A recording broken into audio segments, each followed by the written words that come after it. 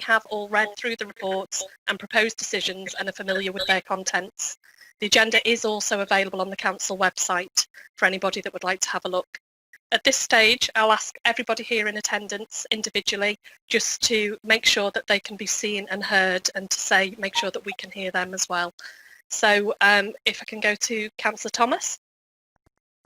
Yes, hello everybody, I can hear fine, I hope you can hear me. Thanks Pam, we can hear you fine. Kathy Allen. Hi, I hope everyone can hear me. I can hear you all. Kathy, do you just want to say who you are for us as well?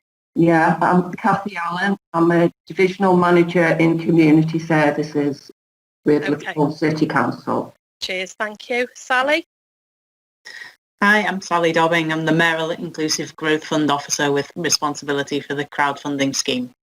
Thank you. And we've got Peter. Yes, I'm Peter Seddon from Democratic Services. I'm the clerk for today's meeting. Thank you. Thanks. So we could all hear and see, so that's a good start to the morning. So what we'll do is I'll ask members and officers, leave your microphones on mute during the meeting unless you want to comment. That prevents us getting some of the feedback. And when you do want to comment on an item, if you just make sure that you unmute your microphone and say no. You can allow a brief pause. That means that you're visible and the live feed can transfer and you can comment. And can I advise that agenda item number 4 will recommend the exclusion of press and public in order to consider agenda item number 5, which is the exempt Appendix B. If the exclusion is agreed, then the live stream will stop at this point and we'll continue the meeting. Okay, thank you.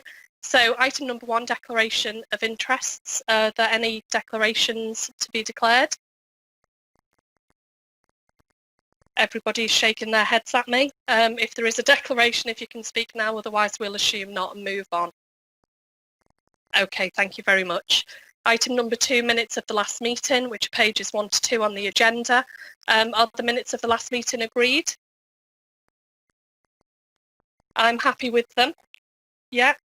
Okay, there are no issues with that. Thank you, everybody. And item number 3 is the report on pages 3 to 7 of the agenda, and this provides an overview of the process for eligibility and assessments for the fund.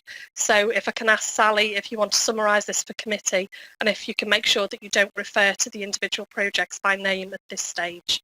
Thank you, Sally. Okay, thank you. So the purpose of the report is to consider the crowdfunding, the scheme, the projects that are crowdfunding on the Space Hive crowdfunding platform. And there's a few recommendations that the committee makes, decisions regarding pledges that are currently campaigning, that the committee considers the information on the project pages in relation to those projects, and that potentially you consider a second round of pledges as soon as it's practically possible. So the fund's been set up as part of the Cabinet report in August 2019, where there's a pledge pot of £100,000 available for crowdfund for the scheme, which is called Crowdfund Liverpool, with £50,000 available per round.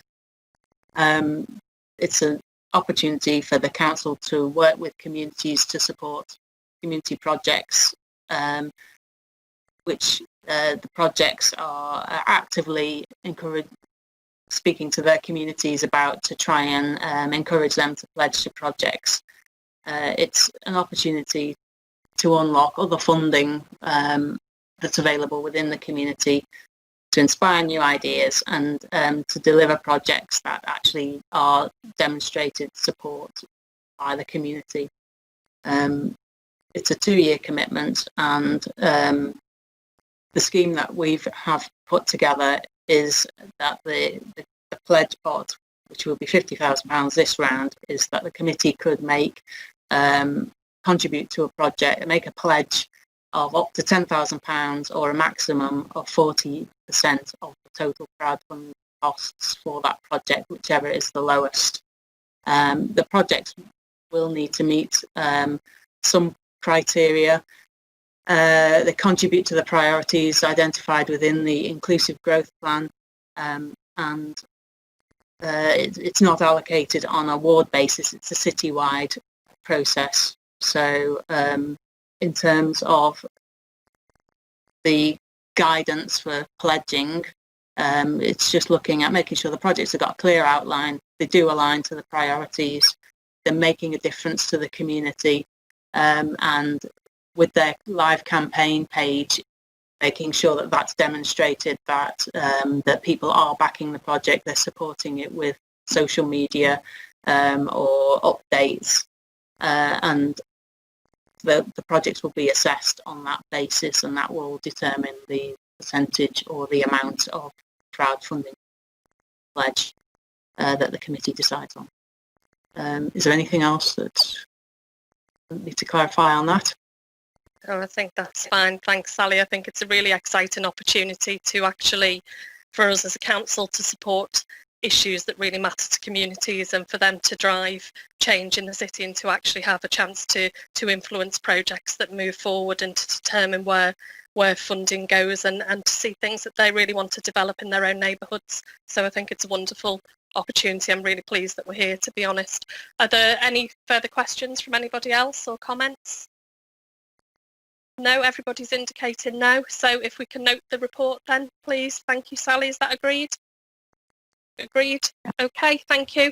So if we can move to item number 4, which is exclusion of the press and public, and if I can move that the press and public be excluded from the virtual meeting of the committee and that the live stream be ceased during consideration of the following items of business for the reasons outlined in the paragraphs in the agenda. Is that agreed?